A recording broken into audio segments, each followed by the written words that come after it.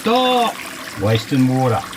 G'day guys, another video with a hack on saving water and being able to stay off grid longer. We did a few trial runs with our water usage when we were camping off grid there at Christmas time. Be sure to check that video out, I'll pop it up here. Staying and living off grid and being able to do it longer. Now with our water usage, that's the biggest thing to being able to stay off grid longer. As soon as your water runs out, you don't last long without water. So trying to maximise that, conserve water as much as we could, which meant we had a 5 litre jug in the shower and catching all that cold water that's coming out the tap before the hot comes through, which was about 20-25 seconds worth of cold water and around a litre every time you turn that shower on, waiting for the hot water to come through, which is water that just goes down the drain and is wasted. In this video I'm going to show you how we're going to go about installing a device that diverts all that cold water, instead of going down the drain, back into your water tanks. Conserving that water is another day off grid, and every day off grid and away from the city is a bonus. So with this device here and a few fittings that I've got, the Enviro water save system, and all it is this valve here from a company based in Toowoomba, I believe. All you've got your hot water coming in and runs up to your shower or whatever other fittings you've got. You've got this one here which is your cold return line, so we'll plumb that in to go back into the water tank. We've got a few other fittings here, they all screw on, and then we'll have this one here, and that diverts back in to your water line. So the fitting itself, not overly cheap, at around $200, but it's a great investment I reckon, and it's going to save us a lot of water once we're living on the road full time, and it can do the same to you and extend your stay when you're living off grid. With the Enviro Save water system, returning all that wasted cold water going back into your tank means you'll get an extra day, maybe two, off grid. A few basic tools, all you need: nice sharp Stanley knife, a spanner, maybe a tape measure, and a bit of thread tape. That's all you need. So we'll crawl underneath there. Hopefully you can see what I'm doing and how I'm going to go about it. If you have any questions, let us know in the comments so that we can get back to you and answer any questions that you may have on installing this, and I'll give you some updates in future videos on exactly how we go. But I'd estimate that's going to save us, out of every 80 litre tank of water, we've got two 80 litre tanks in this van, that's going to give us an extra 2 days off grid. Every day off grid is a bonus. So come with me, I'll take you underneath, show you how we go. Show you where we're going to install this, if I can get in here. Yeah. There we go, going in. Whoop. So what we've got under here, if you can see, you've got your hot water line and your cold water line, and that's running all the way up into the shower. The furthest point away from your hot water system in the opposite corner of the van. It does tee off and go up to your vanity basin, but I'm not too worried about that. We very rarely use hot water in the vanity basin. It's more the shower is where we're wasting water.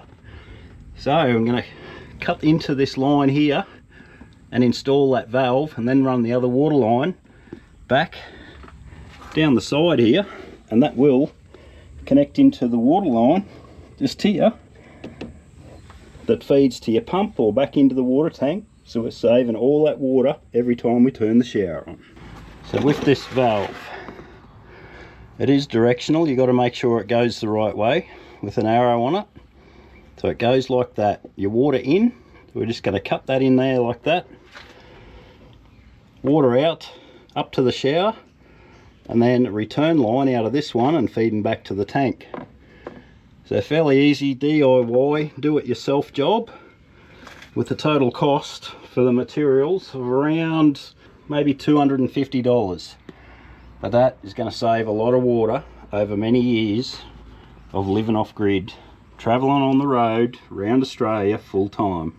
So up to this point, or up to the tap in the shower, is about, I'd estimate, 8 metres from the hot water system, right over in the opposite corner of the caravan up the front. So that wastes about 1 litre of water every time, running through all this pipe work, because that water goes cold. It's alright if you're having a shower one after the other, but all that water goes cold, and then you're waiting for all that water to pump back through this line and up to your shower, which then comes back down your drain pipe and runs out on the ground. So all you need to do the job is a nice sharp Stanley knife to cut into that pipework, a couple of spanners just to tighten your fittings up, and a bit of thread tape on there. And one thing that I haven't got is a couple of these little saddles just to support the weight, because there is a fair bit of weight in this fitting. You don't want that hanging there and bouncing, and it'll end up pulling your fittings apart. So I'm just going to put a nice tight saddle up onto that, screw it to the floor so that it doesn't move. So first, before we go crawling under there, just going to get these fittings mounted up on here, because the less time you spend crawling around underneath there, the better. Plenty of thread tape on there, because you don't want it leaking and wasting your water at all. Now, you could always put this fitting at your first fixture, which is your kitchen sink, but because you're going to use that water, that maybe half a litre at the kitchen sink, being a shorter run in the pipework, you're going to use that in your sink for your washing up anyway, so not worried about that. The shower is the one where we're going to waste the most water. So all you do is screw these fittings on.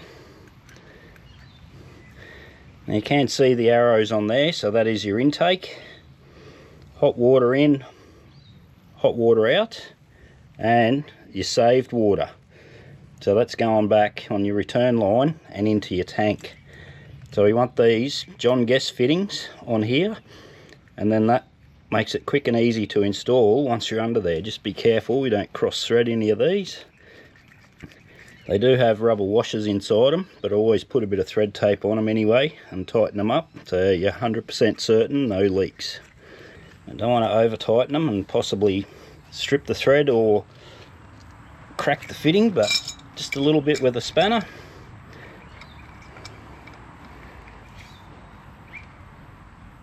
And that is as tight as you need it.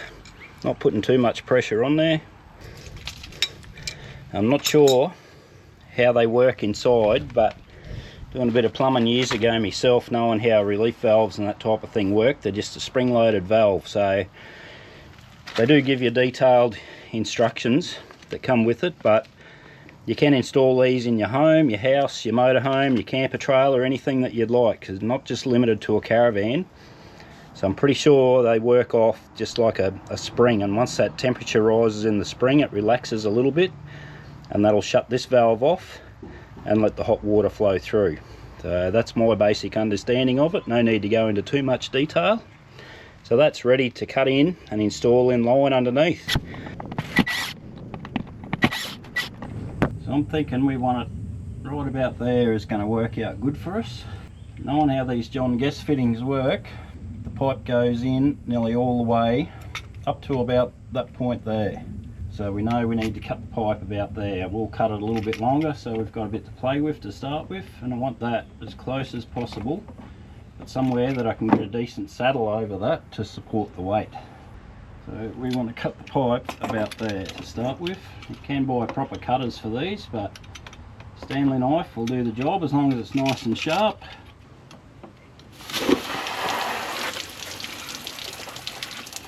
I probably should have let the pressure out of there first before we went to chopping, but that's alright. And make sure your pump is turned off, which I did make sure the pump was turned off, but never let the pressure out of the line. So a bit of a rookie error on that one. So all that's going to do is slip straight on there, all the way on. That's on. Make sure that little fitting at the end is pulled out and that's locked on, not going to go anywhere. So then we want this one. We have got a little bit of flex there, so we need to cut that about there. And then that's just going to push straight onto there. Making sure that's out. And that is locked on. So then we can just saddle that up to there, and that's not going anywhere. I'll put the, and that is on. That's all we need to do. A couple of zip ties to hold that in place, and that should be all fully installed and sealed up. Once I saddle that up, that'll be nice and secure and not going to bounce around. So you've got your hot water coming in, your hot water going out, and until that relaxes in there, you're going to have all that cold water returning back into the tank. Go down the other end and show you how we're going to go about that. Easy as that, easy DIY. That took about 5 minutes. So now we've only got maybe a metre of pipe that's going to have cold water in it, that's going to dribble out the shower until you get hot water instead of 8 metres. That is your line that's going to the pump. I want to cut into that, just put a T piece in there, and then the blue one is just going to connect straight onto that. So at the other end of your water tank, you would have seen another video, I'll stick that up on the screen, how I've done the bottom fill. Makes filling the tank so quick and easy and gets them 100% full every time. Can still fill through your normal filler on the side of the van, but it's quick and easy while you got mains pressure. Sometimes with the water pump filling tanks off of the ute, it's quicker to go in through the tank, but generally I'll bottom fill through here. So you've got your fill line that comes in, the big line, then you've got this 1/2 inch line coming out, and that's feeding up to your water pump. So that's the one that we want to cut into and put a T-piece in, and once that line's full, it's not going to go to the water pump, but it may, but most likely it's going to come back into this water tank. Now with that returning, if this tank is already full, it's got nowhere to go. It will fill up your filler tube and dribble back out at your filler. So as long as you've got a little bit of space, which you're only talking about 1 litre of water, make sure you're using this tank first, or using them both together to make a bit of room in this water tank. You're not going to be wasting 0 water. If you can see up in there, it's just going to cut in there like that. Another John Guest fitting screwing on, and then the blue line is going to come straight in there. Alright, so we've got this fitting in here with that barb T, the John Guest fitting on there. All we need to do is bring this line over, work out how long it needs to be, cut it to length and put it into that fitting.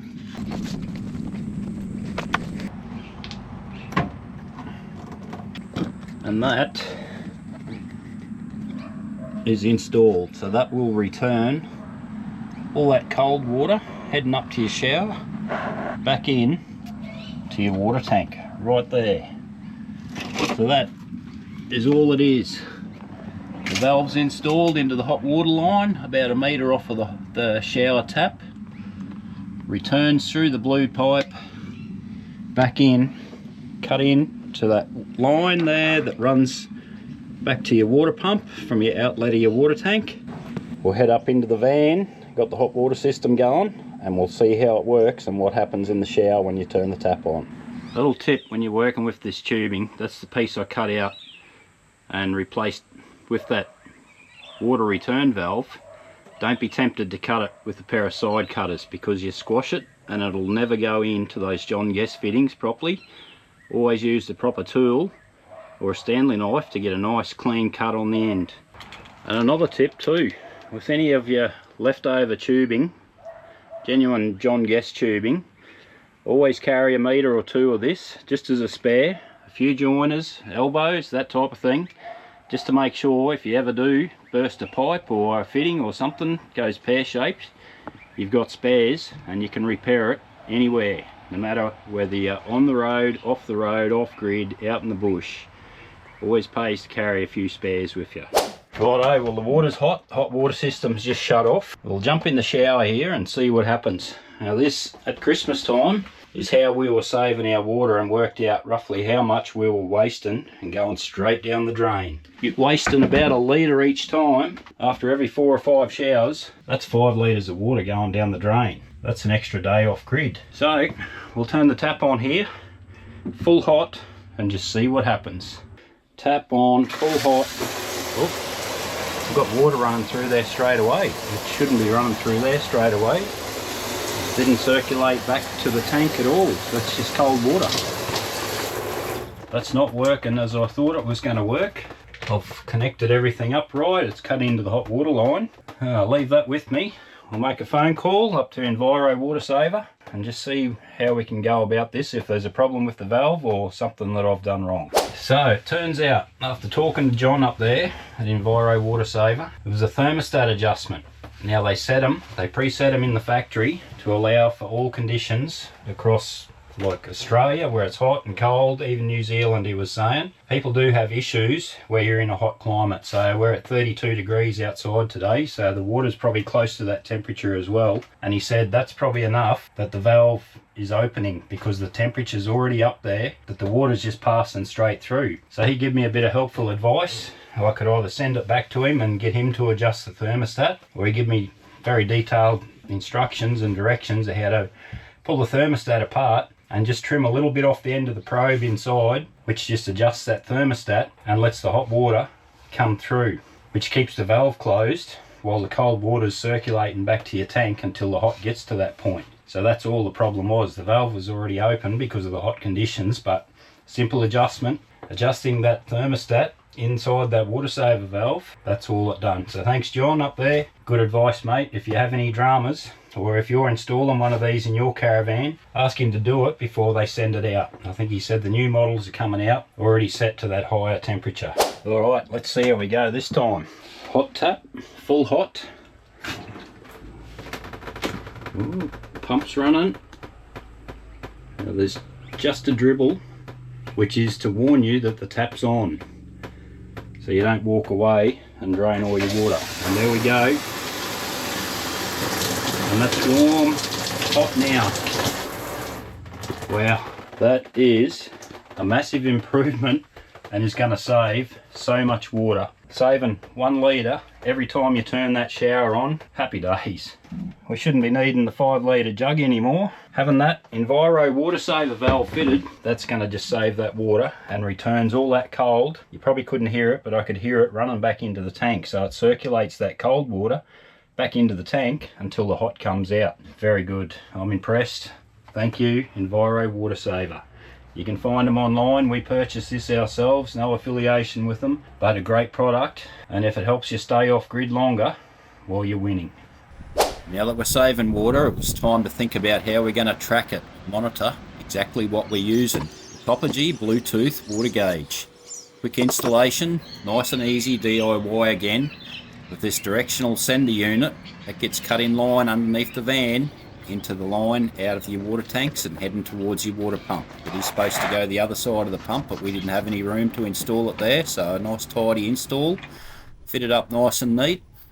All it means is drilling a hole through the floor of the van out of where we're going to mount it up in the battery compartment under the bed, poke the wire through the floor, connect that up, and that sends live signal straight back to the Bluetooth monitor, which is battery powered.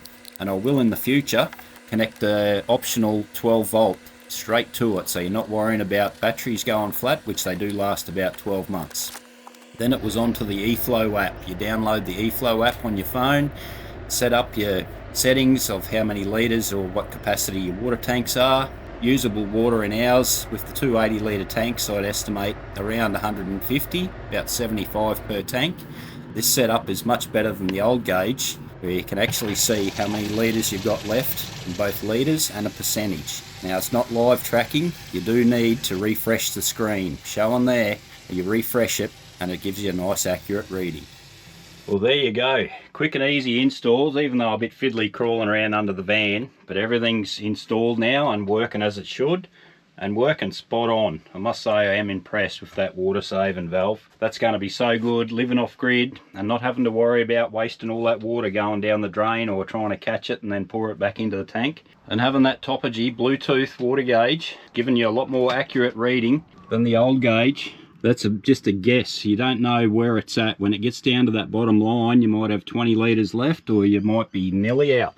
Make it a lot easier to monitor your water levels, to make sure that you've got enough to get by for as long as you need to when you're living off grid, like we're about to be come September this year.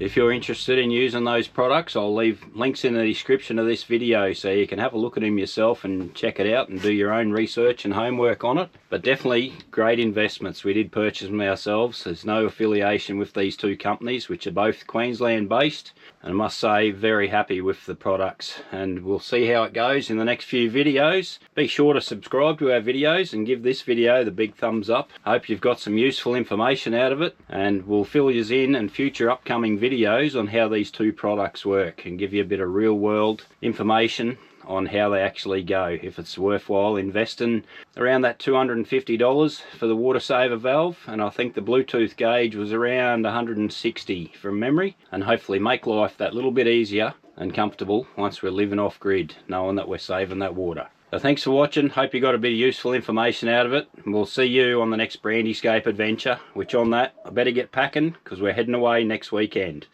Catch you soon, guys. Thank you.